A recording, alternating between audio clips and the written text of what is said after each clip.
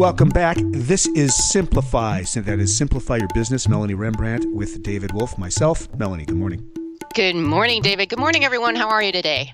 So I heard them answer, but maybe it's just too much coffee and I'm starting to hear things. I don't know. I'm hearing content everywhere.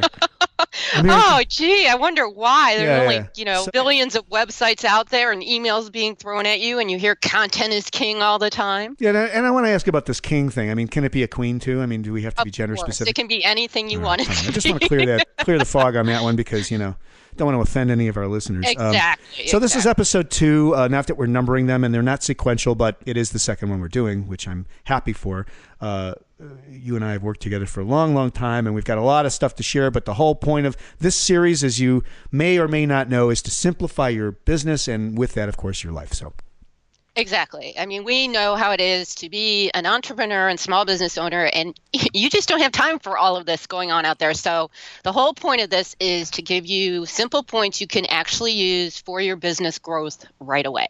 Bingo. So today's segment, in the interest of getting right to it, is content really king or queen? And why do you need it? So business owners, we talk about this thing called content marketing, content everywhere. Now I'm in the content business. Melanie, you're in the content business. I'm going to kick it over to you to kick this one off. Well, you might not, why is content so important? It is important because it gives you the opportunity to share your unique message with your audience. It gives you control over your marketing, your sales, your public relations. It all has to come back to that. And while there's a lot of content out there, you still need it because it shows credibility and value, and your customers, want to hear from you and your company.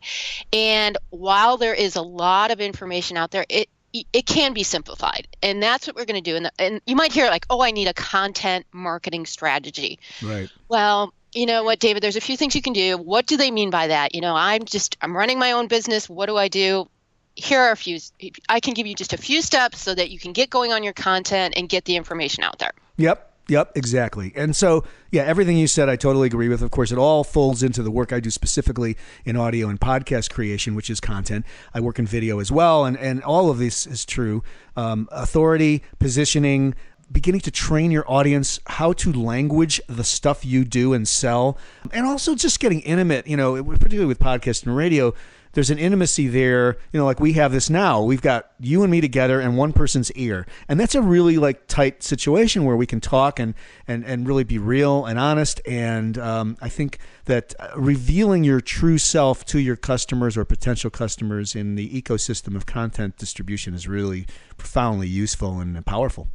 Exactly. And, if it isn't good information, David, they can just turn us off right now. So and by the we way, better be good. They could do that. Yeah. Well, let me take another sip of caffeine here so that I can assure our audience that it's going to be good. All right. So should we take these questions on now? Let's do that. Some things to start your content marketing strategy. The first thing you want to look at, what do your customers want?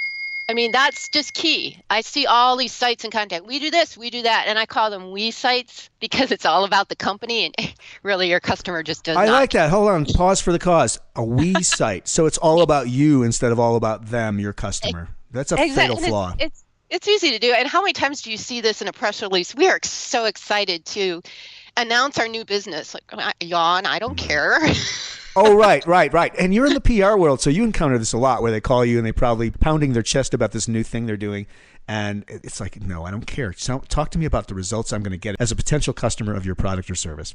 Exactly. And if you don't know what your customers want, send out a quick survey or look at the feedback on social media. I mean, find out what they want. I mean, that's key to your success. So I think that's just the number one simple tip when it comes to content. Figure out first what your customers want.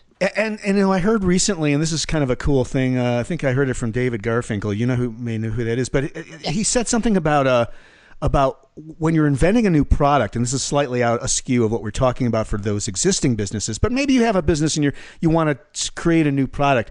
It was interesting. The idea was that if you start from the customer and write the sales letter before you even create the product or invest in it, it'll really get you in touch with asking the right question. What does my customer want? Exactly. And, you can hire a trained copywriter, content marketing strategist, which is what I do. And, they know how to write the right way to increase sales and basically write quote unquote copy that sells.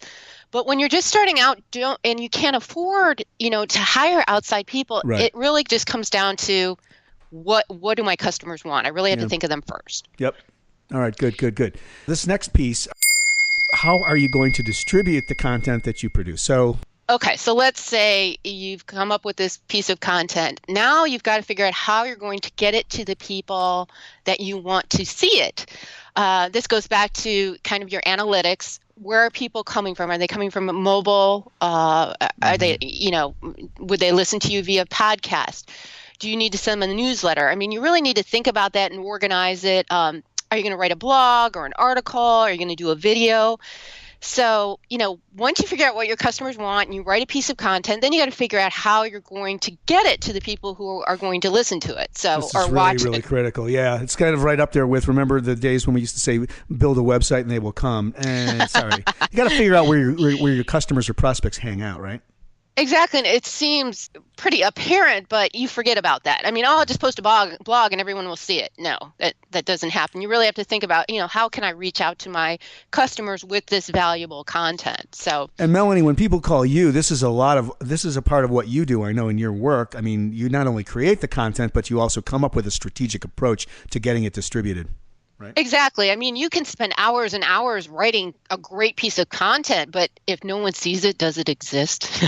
Yeah, right. It's kind of the tree in the forest thing. And totally. No, and in my world on the podcast side, I mean, two questions I get asked most. How do you grow an audience? It's 3 questions. How do you grow an audience? How do people find me? And how do I actually get an ROI on this investment I'm making in doing a podcast? Those are the 3 questions I get. They may translate to other forms of content. Probably does, right? You got to spend something in energy or money to create videos or blogs or work with either of us. So we as content producers, you and I, have to be able to answer that question for the business owner as well. And then they have to understand how it folds into their overarching business strategy. Exactly. And that kind of goes into my 3rd tip. I mean, first you find out what your customers want, then you write the content and distribute it correctly. And the 3rd thing is, how do you know if it's working? Well, you're going to want to set it up so that you can track a specific website address in Google, or you have them call a specific phone number. So when before you distribute your content, kind of think about, well, how am I going to track the results? Because then you can look at it and see how well your content worked. If it didn't work, you can go back and change it. If it did work, you know that you're hitting the right note with your customers. Yeah, right. And you got to be real about this too. I'm watching this.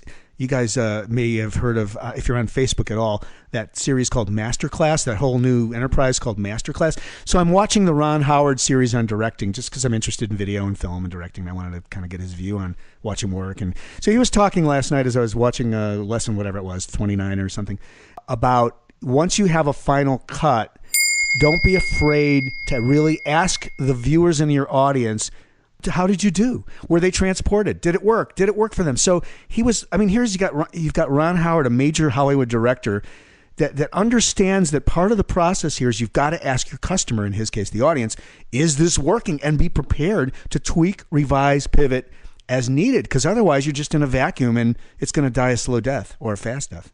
Exactly. And that's so important for small business owners, because if you're going to take the time and effort to write a piece of content, you don't want to waste, all the effort you've put into it. You want to make sure it works. So, right. You can really learn by your failures. So it's important to know that it might not work, but that's a good thing. You can learn from it. So on the content thing, and then if you want to get a little more, again, we're about simplicity here, Melanie, but if you can do A/B testing, you can test things simultaneously. I mean, there's a whole array of things. Melanie's a total expert on this, so you want to reach out to her for sure on this idea of how to test, how to analyze, and how to measure. Because if you're not measuring, it's not going to happen. Exactly. But, that can be a little overwhelming to, a small business owner too. So, we're trying to keep it simple. So basically just write a piece of content that you really think that your customers will value, and then track it to see how it works. That, okay. In a nutshell, that's pretty much it. Yep. Beautiful. All right. Till next time. This is great. You are listening to Simplify. For more information, you can go to podcastingradio.com. Where we don't have anything beyond that right now set up, although the podcast that you're listening to, the series, Obviously, you've already found us, but you can find us on iTunes and Google Play and all the obvious places where podcasts are consumed. So we'll look forward to the next one. Melanie, thanks so much. Thanks, everyone. Have a great day.